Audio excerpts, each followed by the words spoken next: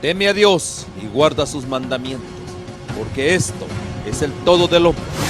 Porque Dios traerá toda obra a juicio, juntamente con toda cosa encubierta, sea buena o sea mala. Metro Evangelización 3000.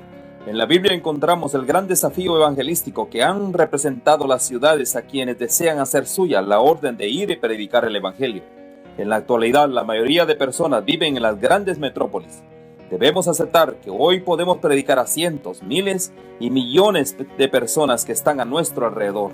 Y esto lo podemos hacer con planes muy abarcantes que nos desafíen a una obra mayor. Ya están listos los peces, ya están listas las redes, solo faltan los pescadores. Presentamos Metro Evangelización 3000. Todos pueden hacer algo en esta obra.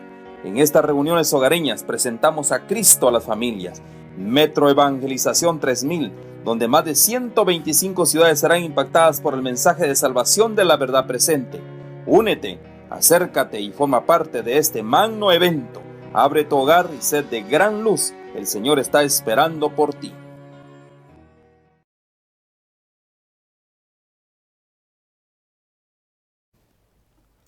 Qué gran alegría, qué gran gozo que hoy nuevamente usted nos acompañe al estudio de las profecías bíblicas del libro de Daniel. Y es una gran alegría poder compartir estos principios para poder llevar más refrigerio, mayor claridad al estudio del libro de Daniel y también al libro de Apocalipsis. Es una gran bendición que usted hoy nos acompañe. Hoy tenemos a nuestros invitados, tenemos al pastor Contreras. Pastor, qué alegría, qué gozo realmente que usted nos acompañe hoy. Quiero darles un saludo muy cordial, amigos, desear que Dios los bendiga muy ricamente, que el Señor esté con ustedes, que gocemos juntos este estudio que tendremos de Daniel capítulo 7. También tenemos con nosotros al doctor Willy Vargas. Willy, qué bendición nuevamente volvernos a encontrar estudiando el libro de Daniel. Así es, Pastor Pastor Contreras, qué alegría. Feliz sábado, queridos televidentes. Un saludo cordial a todos ustedes y estamos listos para repasar la lección de Escuela Sabática. Gracias, Willy. Queremos que tú nos lleves también en oración. Okay. Queridos televidentes, vamos, si nos permiten, hacer una breve y corta oración. Amado Señor, te damos gracias por la oportunidad y el privilegio de estudiar tu palabra. Amén. Y de la misma manera te pedimos por todos nuestros televidentes que nos están observando en este momento, puedas bendecirnos, Señor, con tu Santo Espíritu. Gracias te damos en el nombre de Jesús. Amén. Amén. Amén. Amén. Hoy nuestro estudio se basa específicamente en el capítulo 7 del libro de Daniel. Y aquí vemos nosotros las historias de Daniel y sus amigos, ¿verdad? Y realmente historias muy lindas, muy significantes. Desde el hecho de rehusar comer los alimentos prácticamente no limpios, la liberación del horno ardiente, el rescate del foso de los leones. Bueno, son historias muy conocidas, muy amadas por cada uno de nosotros a través de las edades. Siempre se nos ha comentado todo esto. Ahora, aquí viene una pregunta interesante. En el capítulo 7 habla ya de animales, ya habla de cierto simbolismo, que muchas veces a los niños no les podemos contar esto, ¿verdad? Realmente, ¿no? Encontramos lo bonito, pero este asunto prácticamente de los símbolos, las metáforas que hay en todo esto, yo les voy a decir a ustedes, muy pocas veces no son historias para contárselo a los niños. Mas, sin embargo, yo le voy a decir a usted, todo esto, cuando se comprende de una manera objetiva, a la luz de la palabra de Dios, ¿qué es lo que nos indica todo esto? Que Dios siempre va a triunfar sobre el mal. Eso es lo que prácticamente Amén. Es el relato que podemos nosotros recapitular. Entonces, aquí, mis queridos hermanos, vemos que ahora encontramos a Daniel. Justamente este episodio, este evento es cuando Belsasar era corregente juntamente con Ciro, su padre, ¿verdad? Nabonido, justamente. Nabonido, sí, es cierto, es Nabonido, no Ciro. Vemos aquí nosotros, era corregente, y vemos aquí, esa es la escena que en ese momento se le estaba dando a Daniel. Pero lo más interesante es que aquí vemos una lucha. Aquí Daniel estaba luchando con estos sueños, ¿no? Las visiones. Estaba muy perturbado Daniel prácticamente en este asunto, y necesitaba justamente la ayuda de Dios, la ayuda angélica, como siempre lo había pedido, para superar estas inquietantes revelaciones que Dios le estaba dando. Eso es lo que es bien interesante todo esto. Y podemos ver aquí, mis queridos hermanos, que el capítulo 7 específicamente, actúa como es como una bisagra que se abre, es una puerta que se abre en todo esto, en todas las narraciones proféticas que se están llevando a cabo. Entonces, podemos ver que el capítulo 7 es el corazón del libro de Daniel. Miren qué cosa más bonita, ¿no? Estamos precisamente en el mismo corazón del libro. Y esto, específicamente lo que yo les decía, era el año 553, en este caso Belsasar era el que estaba reinando, era corregente justamente con su padre Nabonido. Aquí hay algo que queremos también resaltar. El imperio babilónico justamente se estaba debilitando. Sí. Ya a este momento el imperio babilónico estaba debilitando y estaba ya a la palestra un nuevo poder mundial, en este caso los medos y los persas. Y aquí es donde Dios le da la visión a Daniel. ¿Cuál era el asunto de esto? Era animar a su pueblo prácticamente y mostrarle que la historia humana se mueve de acuerdo al plan de Dios. Eso era lo que Dios estaba mostrando a Daniel.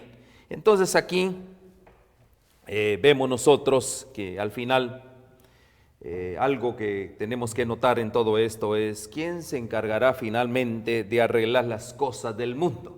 No van a ser los hombres, definitivamente. Dios al final, Él va a encargar de poner las cosas en orden. Aunque el mundo pretende eso, y vamos a ver acerca de todo esto. Y ahí comenzamos la narrativa, justamente de los 4 animales. Vemos nosotros una visión. Estos animales vimos, animales inmundos, justamente. También vemos que hay un imperio justamente, el imperio de hierro, y lo hemos identificado como el imperio romano. Y ahí nos vamos a detener un poquito en todo nuestro programa de esta mañana. Entonces, miren las cosas más interesantes que vemos en todo esto. Por ejemplo, aquí vemos que las bestias nacen de un gran mar. Y vimos ya, el pastor Contreras nos explicó justamente en el programa anterior en qué consistía este mar, los vientos, esas guerras. Entre otras cosas, había tantos problemas en ese momento. Y ahí es donde viene el asunto y cosas interesantes como por ejemplo, las bestias dominan sobre la tierra, ¿ya? Por cierto periodo de tiempo. Vemos también cómo Nabucodonosor fue transformado después de 7 años de prueba. Todo eso lo empezamos a ver. Pero lo más interesante también vemos aquí en la visión el tema de los medos y los persas. Recuerden que este imperio nace de la montaña. Ellos es gente, prácticamente, estos hombres vivían en las montañas, y de las montañas, en programas anteriores, vimos en qué consistía esta clase de personas, los medos y los persas, y hoy en día justamente es en el nuevo Irán. Pues ahí estamos en Irán, ahí es donde se desarrolla esta historia. Y vemos así sucesivamente cómo uno tras otro llegamos al imperio griego de Alejandro el Grande, Alejandro Magno, y pues con sus características de un gran conquistador que prácticamente subyugó el mundo por alrededor de ¿cuántos años, pastor? Su reino duró 10 años. 10 años, imagínense, ¿no? Muy poquito realmente, un gran conquistador. Después se fue dado a sus 4 generales, y vemos toda esa simbología. Pero específicamente vemos nosotros que el león representa a Babilonia, el oso a los medos y los persas, el oso viene de las montañas, y así vamos justamente con el leopardo. Pero lo que llama poderosamente la atención es esa bestia indescriptible. Eso es lo que llama más la atención. Específicamente estamos hablando del imperio romano. Aquí es donde desde el año 168 a.C., la conquista de Macedonia, comienza este imperio que gobernó alrededor de unos 700 años. Justamente el Señor Jesús está en este tiempo cuando Él estuvo en esta tierra. Fueron conquistas muy rápidas, se establecieron prácticamente una serie podría decir, de gobernantes en diferentes lugares, y como vemos en la historia, recuerden, hablamos de Herodes, hablamos de muchos emperadores romanos en diferentes lugares. Pero lo más interesante de todo esto es que los dientes de hierro, dice acá, ¿no?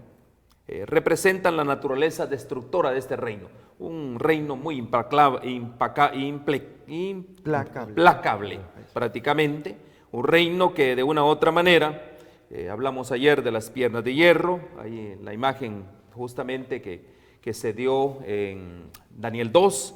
Y todo esto, mis queridos hermanos, es para ir mostrando cómo los eventos se iban desarrollando y cómo se iban cumpliendo tal como la profecía lo había indicado. Pero aquí hay una característica bien especial. Este animal tiene 10 cuernos, ¿ya? Y aquí justamente el mismo ángel explica que estos 10 cuernos son 10 reyes que salen de este reino. Los referentes más posibles son las tribus bárbaras, y ayer hablamos un poquito acerca de todo esto. De dónde vinieron esas tribus, por ejemplo, los ostrogodos, visigodos, los francos, vándalos, representan prácticamente todo lo que es actualmente la Europa, hoy en día es Europa, ¿no? Pero al final de todo esto viene la aniquilación de estos poderes. Pero más nos vamos a enfocar ahorita en el cuerno pequeño. Solo estamos haciendo una descripción de todo esto, el cuerno pequeño. En el cuerno pequeño hay cosas bien importantes. Vemos que las primeras 3 bestias, aquí vemos el poder político, tiene una naturaleza prácticamente de gobierno, pero este cuerno pequeño es algo diferente. El cuerno pequeño tiene una connotación, es religioso. Aquí vemos un gobernante religioso, y eso nos llama la atención poderosamente. Y vamos a hacer algunas aplicaciones para este tiempo. Ahora, este poder realiza 3 actividades. ¿Cuáles son esas 3 actividades que este poder, el cuerno pequeño, realiza? Recuerden que este poder nace en el 538 después de Cristo. Ahí nace el cuerno pequeño. Realiza 3 actividades importantes. Número 1, habla contra Dios. Ayer explicamos un poco de esto. Hoy lo vamos a remarcar. Característica número 2, o su naturaleza número 2, dice que persigue a los santos. Miren qué importante. Naturaleza número 3, intenta cambiar los tiempos y la ley. Vamos poniendo atención a todo esto. Aunque aquí vemos que solo Dios es el único que puede hacer todo esto, cambiar los tiempos, la ley, las épocas. Solo Dios lo puede hacer. Pero más sin embargo, aquí en Daniel 2.21, si leemos Daniel 2.21, vamos a entrar ya en la parte propiamente del estudio de la Biblia. Dice: Él muda los tiempos y las edades, quita reyes y pone reyes, da sabiduría a los sabios y la ciencia a los entendidos. Eso lo hace Dios, es el único que tiene esa prerrogativa, esa potestad. Entonces, a este punto surge una pregunta, y aquí comenzamos, acerca de qué poder representa el cuerno pequeño. Y aquí comenzamos y abrimos nuestro diálogo. ¿Qué poder es el que representa este cuerno pequeño? Para ello invito, amigos, a que abramos el libro de Daniel. Vamos a leer el texto, capítulo 7 de Daniel. Desde el versículo 7 en adelante se describe a la bestia y nos detendremos en ella para descubrir, confirmar primeramente que se trata del Imperio Romano y averiguar entonces qué ocurre con esos cuernos y el cuerno pequeño, que es el que más nos importa, de quien Benedicto mencionó características extraídas de Daniel 7:25. Pero antes leamos el texto bíblico de Daniel 7:7 en adelante. Después de esto miraba yo en las visiones de la noche, y aquí la cuarta bestia, espantosa y terrible y en gran manera fuerte, la cual tenía unos dientes grandes de hierro, devoraba y desmenuzaba las sobras, y las sobras hollaba con sus pies. Y era muy diferente de todas las bestias que vi antes de ella, y tenía 10 cuernos. Mientras yo contemplaba los cuernos, he aquí que otro cuerno, diríamos el 11º, salía entre ellos, y delante de él fueron arrancados 3 cuernos de los primeros. Y aquí que este cuerno tenía ojos como de hombre y una boca que hablaba grandes cosas. Hasta ahí nomás, amigos, comentamos lo que creemos que es la descripción de esta bestia. Ponemos nuevamente el texto para comentarlo. Versículo 8. El cuerno pequeño que debía salir luego que fueran arrancados 3 cuernos de los primeros. A la hora de mirar la historia y sobre todo que se dio una característica más de este cuerno que actuaría por 3 tiempos y medio, que esa es una cuarta característica que ya vamos a comentar. Vemos que estamos hablando de los tiempos en que el imperio romano, cuando cae por causa de esos cuernos, esto cae en el año 476. Allí es cuando, de una u otra manera, cada uno de los 10 cuernos contribuyó a que Roma cayera, y cayó en el año 476. Pero aquí que varios de esos cuernos tenían una característica creada por Úlfilas. Úlfilas fue un misionero, un religioso, que se dedicó a predicar el cristianismo, pero en la versión arriana, no la versión católica ortodoxa, en ese tiempo reconocida como tal, y trinitaria también, sino antitrinitaria. Este fue Úlfilas, y él se llegó a varias de esas tribus, 3 de las cuales son las que más nos importan: la tribu de los visigodos, los vándalos y los ostrogodos. Estos 3 que niegan la deidad de Jesús y en consecuencia se oponen a que el obispo de Roma ostente semejante autoridad que haya recibido directamente del mismo Dios. Acordémonos que la interpretación católica se basa en que en el diálogo que Jesús tuvo con Pedro, allí en Mateo capítulo 16, y que cuando Jesús se dirige a Pedro, felicitándolo por la sabia respuesta que había dado, cuando Jesús preguntó: ¿y ustedes quién dicen que soy yo? Pedro dice: tú eres el Cristo, el Hijo del Dios viviente. Y Jesús lo felicita: bienaventurado eres, Simón. Ahí está y aquí, amigos, hay un punto muy importante. Pero leemos el siguiente versículo, cuando Jesús lo felicita: bienaventurado eres, Simón, hijo de Jonás, porque no te lo reveló carne ni sangre, sino mi Padre que está en los cielos. Y en el siguiente versículo, allá aparece lo que sería la parte más importante de toda esta discusión. Y es: ¿qué quiso decir Jesús con la expresión sobre esta roca edificaré mi iglesia? Le dice primeramente: yo también te digo que tú eres Pedro, así como tú me dices que yo soy el Cristo, yo a ti también te digo lo mismo, tú eres Pedro. Y sobre esta roca edificaré mi iglesia, las puertas del infierno no podrán prevalecer contra ella. ¿Qué es esa roca? Entonces la gran discusión es, se supone que o es Pedro o lo que Pedro dijo. Y amigos, la clave está en que son 2 palabras distintas. Pedro es Petros en griego y roca es Petra. Y Pedro es una piedrita, un canto rodado que una arroja en el aire. La Petra no, es una roca sobre la cual Jesús incluso, él mismo dijo que el que oye mis palabras y las cumple lo compara a una roca. O 1 Corintios 10:3, la roca que los seguía, de la cual ellos bebían, la roca era Cristo. Jesús absolutamente es la roca o piedra de tropiezo también, como aparece en otros textos. Por lo tanto, Jesús le felicitó a Pedro diciéndole: tú eres Pedro, pero lo que acabas de decir, tú eres el Cristo. Esa es la roca sobre la cual edifico mi iglesia. Bien, en el caso, esa es la razón por la que hay discusión con los católicos. Los católicos dicen: no, seguimos sosteniendo que Pedro es la roca. Por lo tanto, Jesús le dio supuestamente autoridad a Pedro, le dio las llaves, él es la roca, y en consecuencia los católicos sostienen que desde el primer papa, supuestamente para colmo, tampoco hay prueba de que Pedro sea el primer papa. Pedro no fundó Roma, hay varios asuntos de discutir con el tema de Pedro, y entonces se sostiene que por sucesión apostólica se fueron transmitiendo esas llaves, ese poder, hasta que llegó el tiempo de estos visigodos, vándalos y ostrogodos. Ellos son destruidos en el 507. Clodoveo, rey de Francia, de los francos, él es el que actúa contra estos arrianos. Los arrianos niegan la deidad de Jesús, como ocurre con los testigos de Jehová. Luego entonces cae la primera tribu de la profecía. 3 tribus debían caer, 3 cuernos. Cayó la primera en el 507, esto es los visigodos, por medio de Clodoveo. La segunda son los vándalos, también arrianos, caen por medio de Belisario, general de Justiniano, en el 534. Y el tercer cuerno eran los ostrogodos, también arrianos, caen en el 538. A partir de ahí, el 11º cuerno comienza a surgir. ¿Quién es? Es el papado. Ahora, hay claves, amigos, que es la que vamos a discutir ahora. Sí, justamente, ¿verdad? Claves por las cuales sostenemos que es el papado y no otra entidad. Y esto lo discutimos ahora. Sí. Vamos a hablar aquí justamente de 7, 8 líneas de evidencia que queremos presentarles a ustedes.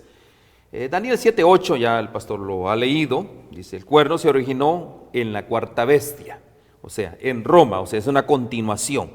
Pero es diferente del imperio romano, miren, muy diferente, recuerden esto, bien importante, esta bestia es muy diferente del imperio romano, dice, aun cuando comparte algunos atributos de la Roma imperial. Así es. Miren qué importante. Es interesante, y aquí es donde entramos, el papado adoptó una cantidad de títulos y atribuciones asociados con los emperadores romanos. Entonces la primera línea de evidencia es justamente que la cuarta bestia es Roma y el papado, podría ser el cuerno pequeño, es que una extensión de este imperio. Esa es la primera línea de evidencia prácticamente, tomando o adoptando títulos y atribuciones asociados a los emperadores romanos. Uno de ellos es el pontífice máximo. Sumo pontífice, ¿verdad? Pontífice máximo. ¿Verdad? Máximos pontífices, ¿cómo es? Sí. En latín. En latín, así es. En latín, ¿verdad? Entonces, esa es la primera línea de evidencia. Ahora, no sé si hay alguna aportación a esta primera línea de evidencia. Sí, amigos, acá el punto importante es que el cuerno pequeño surge de la cabeza, permítanme la expresión, de la cabezota, De la gran cabeza, la ¿verdad? gran cabeza de la bestia que es el Imperio Romano. Por lo tanto, surge algo romano, poderoso de la cabeza, que va a llevar los títulos del Imperio Romano, entre ellos el Pontifex Maximus, que es el máximo puente entre los dioses y el hombre. Esa es la idea del emperador.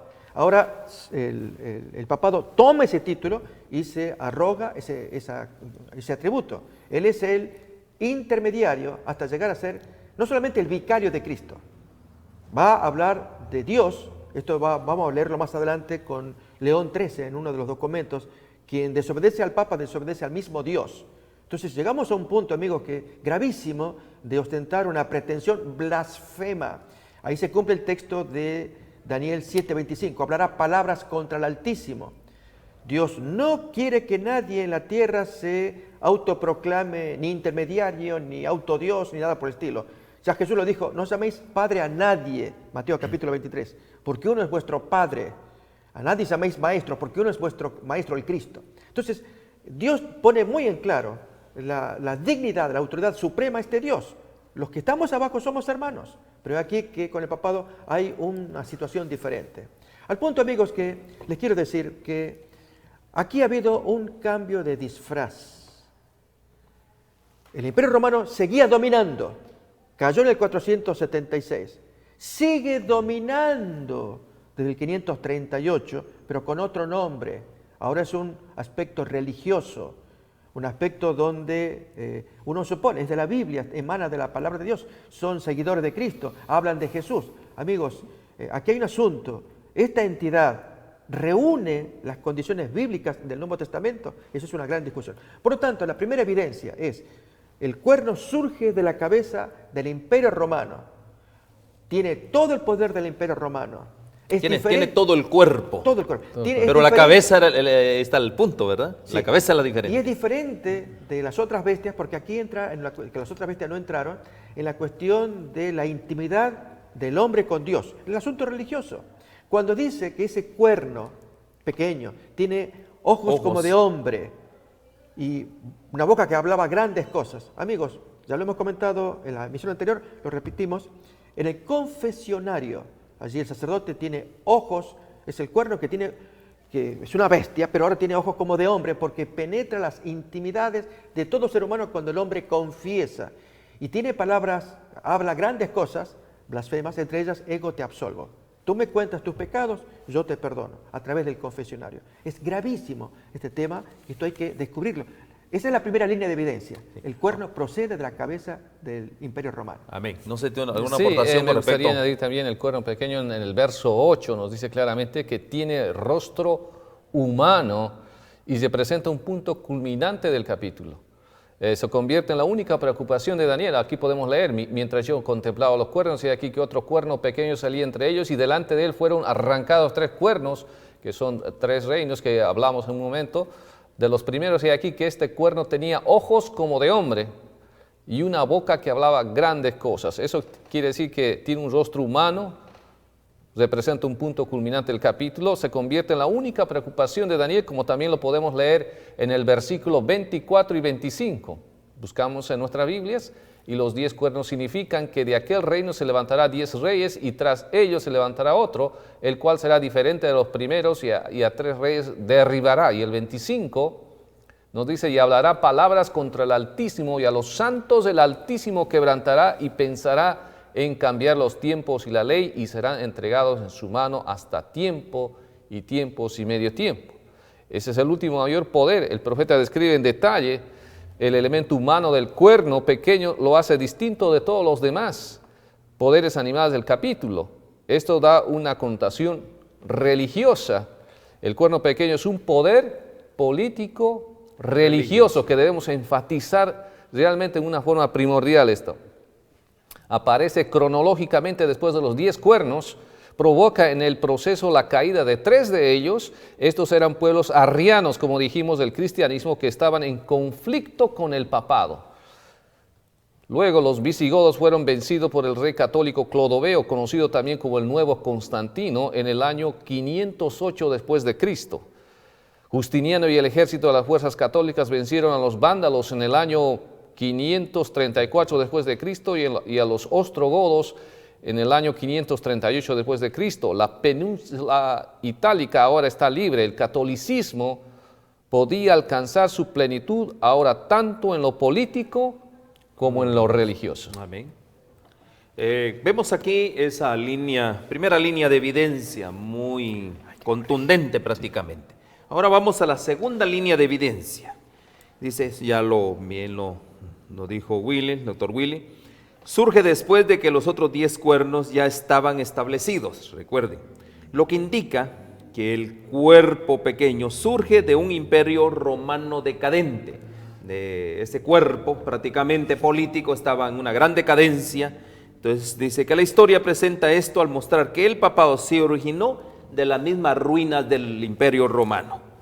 Entonces ese vacío de poder causado por la expulsión de las 3 tribus bárbaras, como bien se dijo, fue llenado por el obispo de Roma con la ayuda ¿de quién? De Justiniano, ya lo dijo el doctor Willy, quien declaró que el obispo de Roma era la cabeza de toda la iglesia y dándole ciertos poderes civiles. Entonces, segunda línea de evidencia surge después de los 10 cuernos prácticamente, los últimos 3, recuerden, eran tribus arianas. También estos fueron derribados y ahí entra prácticamente la supremacía papal. ¿Algún comentario al respecto? Sí, comento, amigo, que en esta segunda línea de evidencia, efectivamente que el imperio romano estaba decadente. Para que surja el cuerno pequeño, o sea, el hecho de mirar el símbolo, amigos, y luego mirarlo en la historia, eso es lo que tenemos que hacer. Es que el cuerno surge después de la decadencia de este poder, el imperio romano. Cae en el año 476 la parte occidental del Imperio Romano, pero la parte oriental, con sede en Constantinopla, aún sobrevivía. Y para este tiempo, Justiniano es el que desarrolla la idea, al estilo de Constantino, de generar poder en la otra mitad, como digamos una persona que anda renga, anda con una pierna, la otra la tiene mala, entonces quiere nivelar esa otra pierna, que es la parte occidental, en Roma precisamente. Allí está la iglesia de Roma. Y entonces este es Justiniano quien lanza un edicto en el año 533 para que el obispo de Roma, papa en ese tiempo, él pueda tener ese poder y ser la pierna ortopédica que nivela el imperio. Justiniano domina en la parte oriental y el obispo de Roma políticamente dominaría en la parte occidental. El edicto decía que lo hacía cabeza de la iglesia y correctora de herejes. Y la política de Constantino era unificar la religión en todo el imperio. La religión oficial sería el catolicismo, no el arrianismo, que era su rival. Entonces habían caído los 3 cuernos arrianos que estorbaban, y entonces ahora el obispo de Roma tiene ese poder. Van cayendo sucesivamente los cuernos opositores, el último de los cuales en el 538, desaparecido el cual, los ostrogodos, que esa es la tercera. Teodorico, ¿verdad? Teodorico era su... ahí tenemos la tercera evidencia, que es la que vamos a mirar ahora, la caída de esos 3 cuernos. Tiene el pleno poder, y el papa de ese tiempo, Vigilio, era un simple obispo, todavía no tenía la idea de ser poderoso, como ocurre ya décadas después con Gregorio Magno, cuanto más el Gregorio VII, con las querellas de las investiduras en el año 1073. Son gente poderosas en su cabeza en cuanto al dominio, que aquí no van a ser la pierna ortopédica para un imperio romano, donde una pierna es Justiniano, la otra pierna va a ser el obispo de Roma, sino que las dos piernas son las que van a mandar acá, y es la Iglesia Católica. Pastor, aquí vemos algo bien importante. En la tercera línea de evidencia, que vamos a entrar en este momento, vemos un conflicto entre religiones, ¿no? La religión, justamente, aquí quiero que ustedes me ayuden un poquito, ¿no? Para ese entonces, Dios justamente, vamos a los primeros 100 años de la historia del cristianismo, vemos que ya se empezaba a infiltrar la iglesia de Cristo. Y la infiltración justamente más, podría, contundente fue la religión católica, pastor, ¿no es así? Después de los primeros 100 años, o sea, estamos hablando de la iglesia de Éfeso, ¿correcto? Sí, sí. Y ya después de la iglesia de Éfeso viene una segunda iglesia. Saben, amigos, que este punto que está mencionando Benedicto es sumamente importante. ¿Cuándo comienza a aparecer el poderío de la iglesia romana? Cuando Pablo escribe en su carta a los romanos, año 58, y la forma en cómo Pablo escribe, los contenidos, una carta preciosísima para unos hermanos preciosísimos con sede en Roma. No se sabe hasta el día de hoy quién fundó la iglesia de Roma. Aparece un tal Rufo al final del capítulo 16, que es el mismo nombre del hijo de Simón Cireneo, quien cargó la cruz de Jesús. Algunos piensan que ese tal Rufo, hijo de Simón Cireneo, es el mismo Rufo al cual Pablo manda saludos en Romanos 16. Podría haber sido el fundador de la iglesia, puede ser, no se sabe. Lo cierto es que Pedro no aparece allí en los saludos, eso es un punto muy importante. Como no se sabe quién fundó, Pablo mismo dice, yo no voy a poner donde hay fundamento ajeno, yo los saludo a ustedes y me sigo de largo a España, ahí quiero fundar una iglesia. Pero quedó preso en Jerusalén, recordemos allí en Hechos capítulo 21. Por lo tanto, no sabiendo quién era, la iglesia va creciendo, pero sí se sabe para el año 95 quién fue su pastor.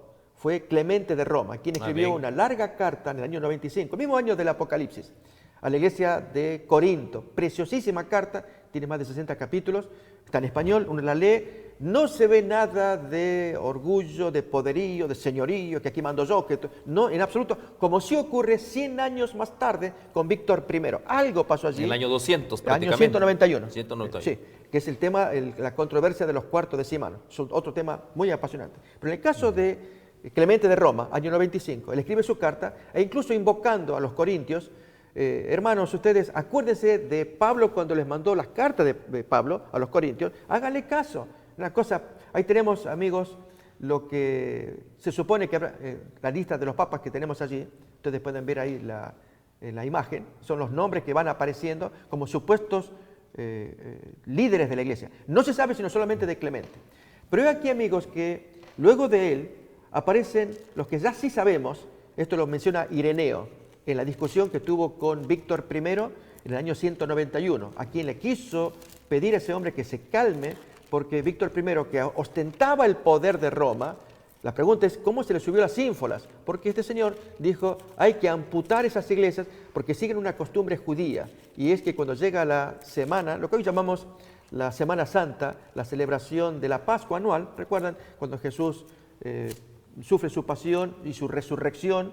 Entonces, antiguamente se celebraba, pero los cuartos decimanos eran cristianos del Asia Menor, a los cuales el apóstol Juan había escrito las cartas de Apocalipsis. Aquí tenemos a Víctor I. Aunque le llaman santo, el hombre, la forma en cómo actuó es cuestionable.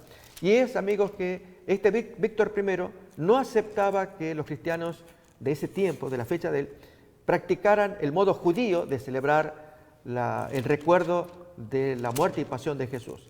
Y entonces él dijo, van a hacerlo al modo dominical romano.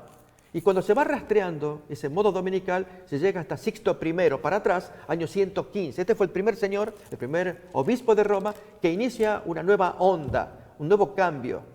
A partir de ahí se nota algo, y es que la iglesia de Roma, debido a las persecuciones del Imperio Romano, por un lado, debido a al antisemitismo de la población de Roma contra los judíos nunca fueron bien mirados, aceptos. Entonces los cristianos tenían que diferenciarse. Crean un antisemitismo.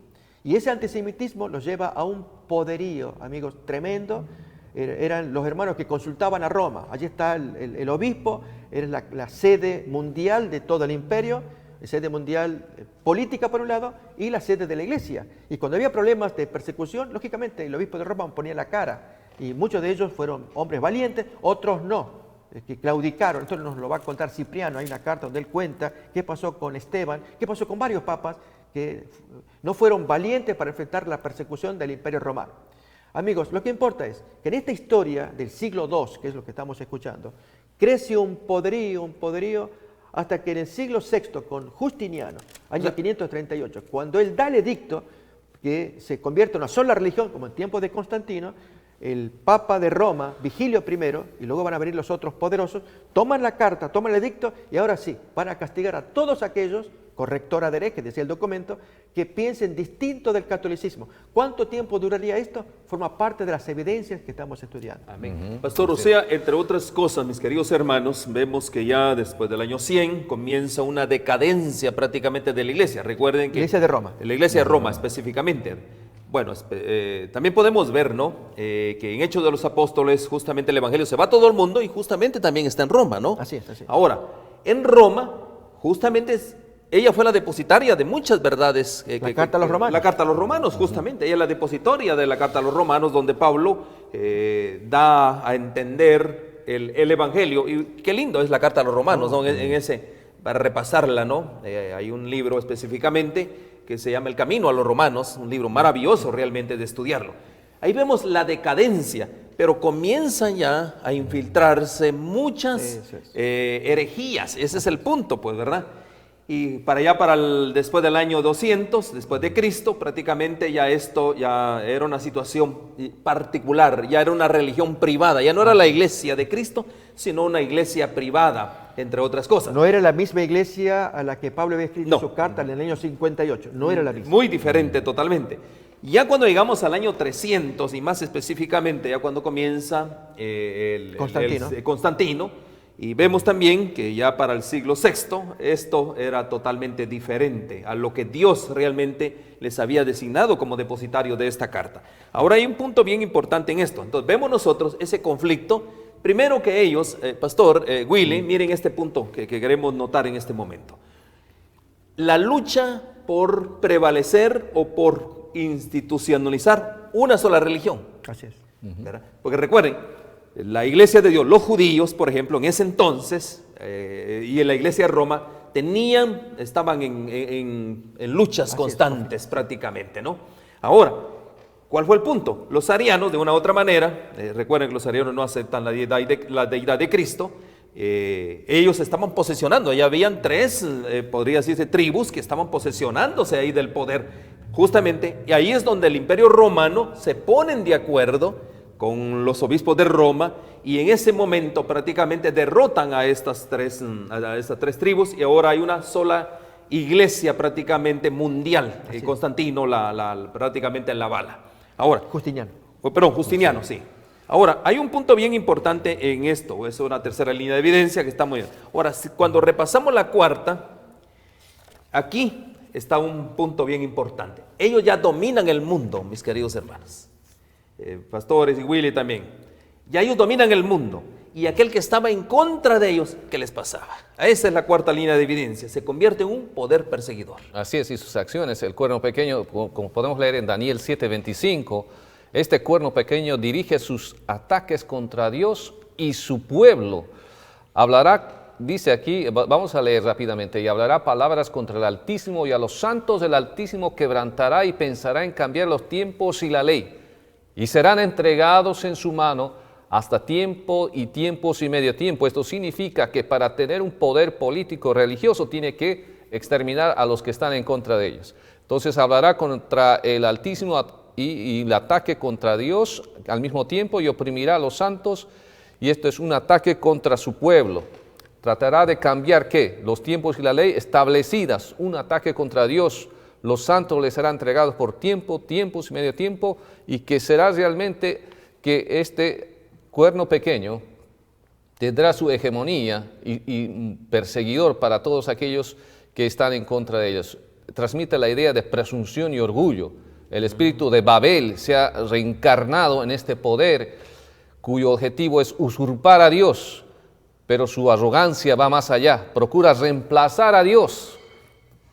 Y en el ámbito de la historia, quisiéramos que vayamos a 2 de Tesalonicenses, capítulo 2, versículos 3 y 4, queridos televidentes, si tienen ahí la Biblia a la mano, y vamos a leer. Nadie os engañe en ninguna manera, porque no vendrá sin que antes venga la apostasía y se manifieste el hombre de pecado, el hijo de perdición.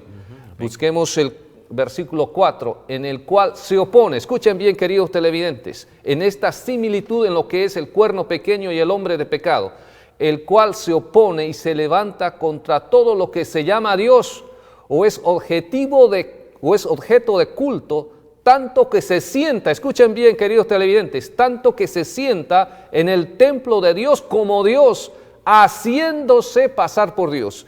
Y estas son otra de las evidencias y características que tiene el cuerno pequeño y el hombre de pecado. Amén. Entonces, mis queridos hermanos, miren qué interesante es esto, ¿no? Un hombre, el apóstol Pablo, era un fiel hombre de Dios, él se conceptuaba, pero más sin embargo, era un perseguidor de la misma iglesia de Cristo. Y aquí vemos nosotros que en el nombre de Cristo, ¿verdad que sí? Entonces, en ese nombre prácticamente se convierte en un poder perseguidor porque estaban en contra prácticamente de lo que ellos profesaban. Entonces, esa es la cuarta línea de evidencia. La quinta línea de evidencia. Sí. Completamos la cuarta con un versículo. Quiero invitarles, amigos, que miren San Juan capítulo 16, versículos 2 y 3. Allá aparece la cuarta evidencia. Esto es que persiguen creyendo que están sirviendo al Señor.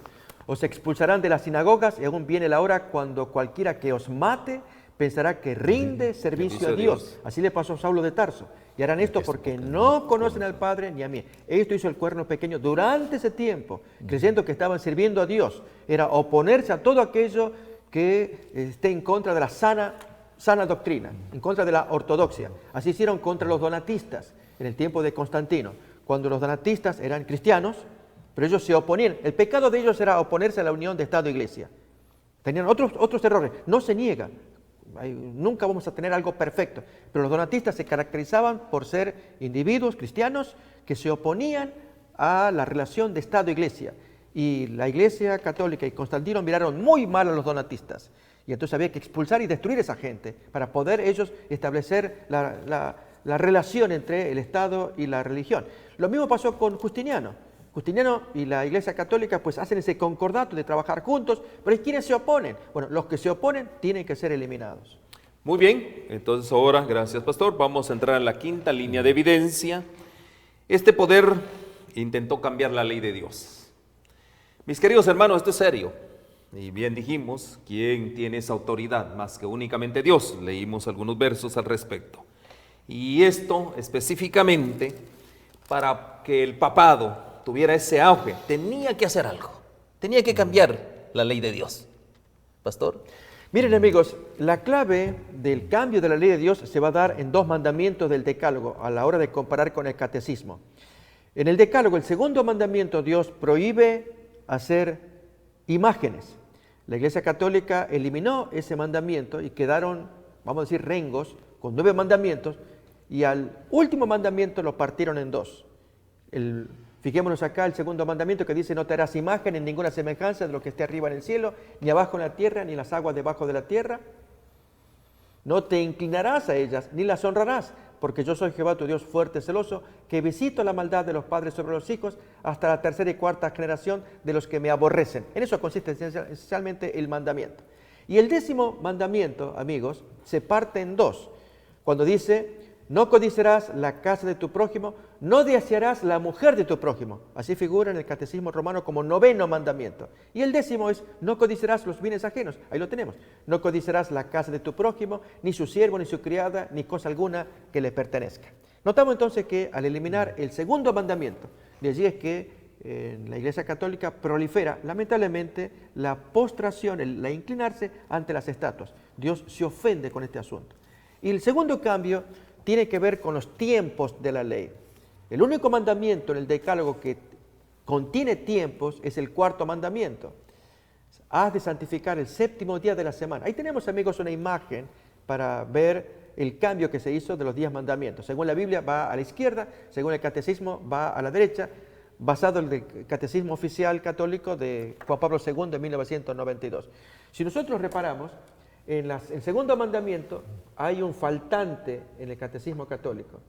Y en el 10º mandamiento, ahí aparecen dividido en dos. No desearás la mujer de tu prójimo.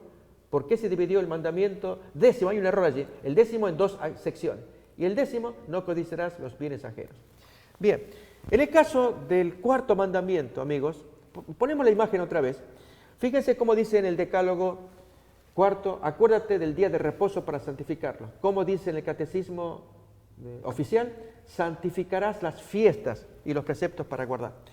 ¿Saben que Dios solamente pidió una fiesta, un día, un tiempo? El mandamiento, Daniel 7:25, lo ponemos. Fíjense que dice que intentará cambiar los tiempos y la ley, los tiempos de la ley. ¿Qué tiempos aparecen en la ley? Solamente el sábado, si uno mira cualquiera de los otros 9 mandamientos. Por lo tanto, este poder enemigo intentará cambiar los tiempos de esa ley, que es el sábado. Efectivamente, lo cambian para poner algo genérico como santificar todas las fiestas, todos los preceptos allí. En fin, hay muchos preceptos. Cuando dice, uno solo es el que yo quiero, no me pongan tantos, uno solo. Acordémonos de la lucha que Jesús tuvo en Marcos 7 con la tradición de los ancianos que imponían nuevas reglas. Cuando Dios ordenaba esto, la gente se iba por las ramas ordenando otras cosas. Ahí tenemos y la sentencia que Jesús da: en vano me honran, enseñando como doctrinas inventos humanos. Bien, amigos, este mandamiento del sábado se lo cambia justamente por un motivo: antisemitismo. Y este es el conflicto con los cuartodecimanos que comienza ya a principios del siglo II. Y es, amigos, que la Iglesia de Roma, debido a la persecución que sufría del Imperio Romano contra los judíos, los cristianos de Roma, vamos a llamarle cristianos católicos si queremos, los cristianos de Roma no querían verse involucrados en persecución, porque la policía romana, la policía del Imperio Romano, los perseguía con solo que olieran a judíos. Los judíos eran revoltosos, no eran apreciados. Por lo tanto, un cristiano, para diferenciarse de un judío, tenía que responder de otra manera. Por ejemplo, el judío guarda la Pascua, el cristiano guarda la Santa Cena, la comunión. El judío practica la circuncisión, el cristiano guarda el bautismo. El judío, hasta que finalmente el judío guarda el sábado, los cristianos tenemos otro día para guardar, que era el día popular de aquel tiempo, dedicado a Mitra, el domingo. Amigos, cuando hacemos ese tipo de discriminación, ¿saben quién lo hizo así? Jacobo, sin darse cuenta, en Hechos 21. Cuando vio a Pablo que llega a Jerusalén, allí hay una preocupación de los hermanos. Esto está en Hechos 21. Cuando Jacobo le dice: se les ha informado en cuanto a ti, Pablo, que enseñas a todos los judíos que están entre los gentiles a apostatar de Moisés. Eso era falso. Pablo jamás enseñó a abandonar a los judíos, a abandonar a Moisés. A los gentiles sí, que no se metan allí, pero no a los judíos, diciéndoles que no circunciden a sus hijos. Eso se lo decía a los gentiles, no a los judíos, ni observen las costumbres. ¿Cuál es la preocupación ahora de Jacobo? Típica de lo que pasó con el cambio del sábado al domingo. Que hay pues, la multitud se reunirá de cierto porque oirán que has venido. Haz pues esto que te decimos. Ir a mezclarse con el Sanedrín, entrar al templo, eso es lo que cuenta el texto, para que la gente vea que tú andas igual que ellos, ordenadamente, que no hay diferencia entre ellos y tú. Bien, amigos, esto es lo que hizo la Iglesia de Roma, para evitar las persecuciones. Comenzó la nueva onda, y esta onda la empieza Sixto I, esto ya lo va a contar Ireneo, en el diálogo que tiene con Víctor I, año 191. Allí, Víctor I, año 191, en el 115, Sixto I, es el que comienza a hacer los cambios, que en lugar de guardar el cuarto decimano, o sea, la fiesta según la cronología judía, que es el 14 de Nisan, 14º día de Nisan, deviene cuarto decimano, más bien los romanos usan el día popular del dios Mitra, el domingo. Cuando ocurre esto, para evitar la persecución, amigos, estamos viendo motivos políticos, no religiosos, motivos humanos, como el que trae Jacobo de estar sirviendo al ojo, para que vean que tú andas ordenadamente. ¿Recuerdan a Jesús en Mateo 6? Cuando tú hagas ayuno, cuando hagas oración, cuando hagas esto, hazlo para ti, no lo hagas para la gente. No, para que te miren. Entonces, cuando Jacobo hizo esto, que cometió un grave error, por lo cual Pablo fue tomado preso, La iglesia de Roma debía aprender esa lección. Era servir al Señor tal como el mandamiento dice, venga la policía o no venga, nos tomen presos, nos acusen falsamente o correctamente, lo cierto es que hay que cumplir el mandamiento, pero por motivos políticos, para evitar esa persecución, más el antisemitismo que siempre lo hubo contra los judíos, provocó el surgimiento del domingo. Entonces, mis queridos hermanos, y no solo eso, prácticamente vemos nosotros que la iglesia romana posteriormente ratificó todo esto. Así es. Lo ratificó y bueno, hay ciertas declaraciones de uno de los papas, pastor, ¿se acuerda el papa? Sí, Papa en el concilio de la Odisea. De la Odisea, Odisea, perdón, sí. Fue del año en 364. Después de Cristo. Después de Cristo. Allí es cuando se hace un concilio de creyentes católicos y se ordena allí en la faz religiosa, porque Constantino en la faz política ya había decretado que el domingo fuera el día de descanso en el imperio, año 321, eso Constantino, en la faz política. Pero la faz religiosa, en el 364, 363, 364, es el concilio de la Odisea, donde hay un acuerdo allí. El canon 29 de este concilio estipula que los cristianos no han de judaizar y estar sin trabajar en sábado, sino que han de trabajar ese día, pero honrarán de especial manera el día del Señor como cristianos que son. Si es posible, no harán ningún trabajo en ese día. Sin embargo, si se los encuentra judaizando, serán excluidos de Cristo. Este concilio dispuso que hubiera culto en el día sábado, pero designó ese día como día laborable. Sí. Saben, amigos, acá hay un detalle, recuerden, concilio de la Odisea, canon 29. Si alguien quiere buscarlo en internet, búsquelo allí, ahí está lo que Willy acaba de leer. Fíjense que hay un detalle que los revela, y es que también el día se hacía culto en sábado, porque era costumbre hacer culto los sábados. Es decir, ¿cómo quitar el sábado de encima si había gente que lo guardaba? Entonces dice, está bien, va a haber culto, pero con la condición de que hagan el culto, pero el domingo sí hay que celebrarlo, para que se los identifique como cristianos. Amigos, cuando un creyente ve la Biblia, dice, aquí manda sábado, no domingo, y no guarda el domingo como ordena el concilio de la Odisea, canon 29, que iba a ser excluido de la membresía, expulsado. Allí hay hermanos que no quieren sufrir esto y prefieren, bueno, me acomodo. Guardo este día que yo creo que es el sábado y me acomodo al domingo para que no me expulsen de la iglesia. Amigos, otra vez, motivos políticos, no bíblicos. Amén. Entonces, bueno, sexta línea de evidencia, nos quedan 3, en 3 minutos, ¿verdad? Este poder habla contra el Altísimo al cometer blasfemia. Willy, no sé si tienes algún comentario al respecto. Sí, prácticamente pues hemos mencionado ya claramente de que quiere ponerse, como leímos en el segunda de Tesalonicenses capítulo 2, versículo 3 y 4, nadie os engañe en ninguna manera, dice, porque ese día no vendrá sin que antes venga la apostasía y se manifieste el hombre de pecado, el hijo de perdición, que se opondrá y se exaltará contra todo lo que se llama Dios o que se adora, vamos a leer, Dios que es objeto de culto, tanto que se sienta en el templo de Dios como Dios, haciéndose pasar por Dios. Y ese es una blasfemia. Haciéndose pasar y poniéndose en el lugar de Dios, por lo tanto, que quiere cambiar, o cambió la santa ley de nuestro Señor. Y otro atributo, perdonar pecados, por ejemplo, es otra línea de evidencia. Solo hay un poder, la Iglesia de Roma es la única que perdona pecados. La excomulgar a las personas es una cosa bien importante. Excluir a grupos, miren, eso es bien importante. La Iglesia comenzó a excluir a muchos grupos en los asuntos espirituales. Pero entiéndase que la exclusión era porque no se seguían los cánones católicos. Y uno por conciencia decía, yo no puedo aceptar esto, quiero ser parte del grupo, pero no acepto esta cosa. No, si tú no aceptas, quedas fuera. Muy bien. Y la séptima línea de evidencia, aquí hay un vínculo entre Daniel 7, verso 8, y Daniel 8:9. Leamos, por favor, Daniel 7, verso 8. Daniel 7 dice, mientras yo contemplaba los cuernos, he aquí que otro cuerno pequeño salía entre ellos, y delante de él fueron arrancados 3 cuernos de los primeros, y aquí que este cuerno tenía ojos como de hombre y una boca que hablaba grandes cosas. Ahora vamos a Daniel 8:9. En Daniel 8:9, y de uno de ellos salió un cuerno pequeño que creció mucho al sur y al oriente y hacia la tierra gloriosa. Pastor, aquí hay un punto en esta séptima línea de evidencia. ¿Algún comentario? Sí. Así rapidito. Primero es la similitud lingüística, la identidad, es lo mismo. Cuerno pequeño en el capítulo 7, capítulo 8. ¿Vieron los versículos?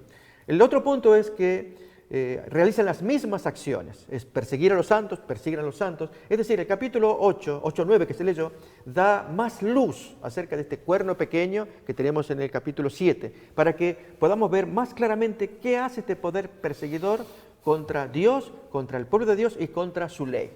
Amén. Y la última línea de evidencia es que este poder perseguidor tiene un tiempo. Dios le dio un tiempo, o sea, no iba a ser todo el tiempo. Y dice tiempos, primero es tiempo, tiempos y medio tiempo. Estamos hablando de 1260 años, lo vamos a explicar, ya hemos explicado este asunto. Pero este poder perseguidor, el nacimiento del 538, termina en 1798, 1260 años. Duró este poder del cuerno perseguidor. Willy, pastor, ¿algún comentario final? Sí, por ahí mencionamos claramente en forma muy rápida el sangriento rastro de las cruzadas, la Inquisición, que fue realmente algo cruel, las masacres de San Bartolomé y otro, la guerra de los 30 años. Ahí también estuvieron, cualquiera que hayan sido sus víctimas, los santos siempre estuvieron entre ellos. En el año 1798 después de Cristo, el ejército francés bajo el general Berthier invade Roma, captura al Papa y lo deporta. Ahí termina, pastor. Sí, decirles, amigos, que con las evidencias que se presentaron, y lógicamente que queremos abundar en una siguiente emisión, es absolutamente seguro, cierto, identificar al cuerno pequeño de Daniel 7 y el cuerno pequeño de Daniel 8 como el poder perseguidor contra el pueblo de Dios. Y se ha descrito que se trata del sistema papal de la Iglesia Católica. Mis queridos hermanos, fue una gran bendición que usted nos haya acompañado hoy. En nuestro próximo programa vamos a hablar acerca del juicio celestial, que tiene una relación en este asunto del cuerno pequeño. Que el Señor les bendiga, un abrazo para todos y que las bendiciones del Eterno les acompañen. Amén. Amén. Amén. Gloria a Dios.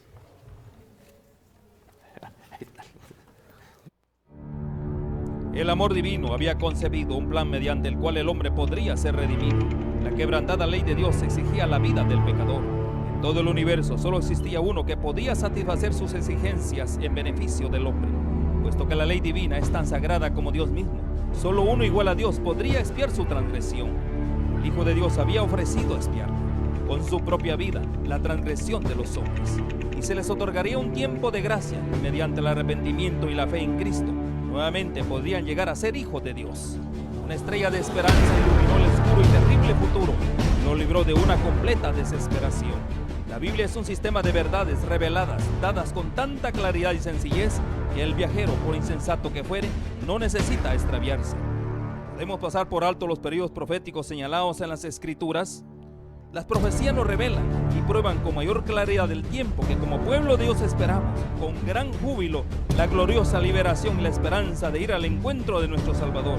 Escudriñemos juntos las profecías con mayor empeño y fervor que nunca, y despertar la conciencia convencido que las Santas Escrituras prueban y anuncian el cumplimiento de las señales del tiempo del fin.